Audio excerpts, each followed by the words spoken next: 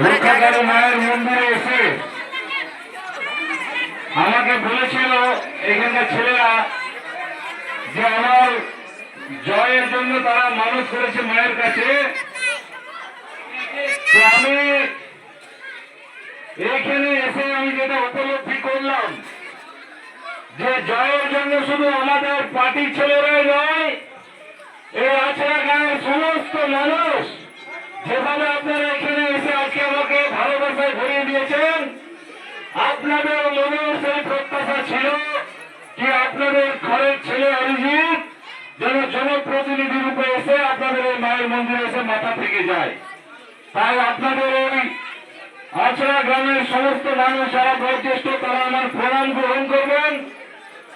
অনেক মায়েরা আছেন, কাকিমারা আছেন, তাদেরকেও আমি প্রণাম জানাই এবং আমার যারা বন্ধুবর সহসাথী তাদেরকে হৃদয় থেকে অনেক অনেক ভালোবাসা এবং যারা ছোট বোনরা আছে তাদেরকে হৃদয় থেকে অনেক অনেক ভালোবাসা।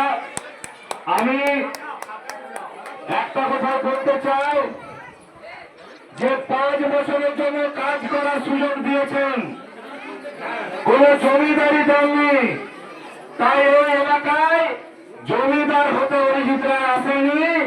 5 বছর আপনাদের সঙ্গে থেকে কাজ করব, হাতে হাত মিলিয়ে কাজ করব। আর আপনাদেরকে একটা কথা বলতে চাই, যে কোনো প্রবলেম হলে সব সময় আমার দরজা খোলা।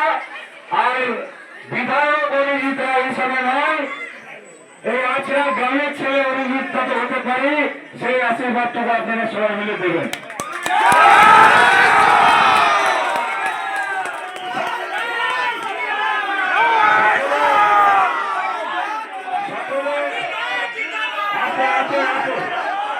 আমাদের আস্তে আস্তে মায়েরা বলছিলেন, দু একজন রাস্তাতে একজন বললেন, এখানে মায়েরা বললেন যে এখানে ড্রেনগুলো পরিষ্কার হয় না।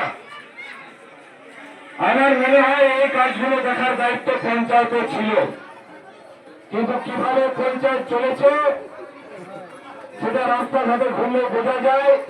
তাই পয়সা রাখুন, সুযোগ দিয়েছেন, সব রকম কাজ নিজে হাতে এসে সামনে দাঁড়িয়ে থেকে করে যাবো, এই কথা আজকে মা কালীর মন্দিরে বলে গেলাম সবাইকে।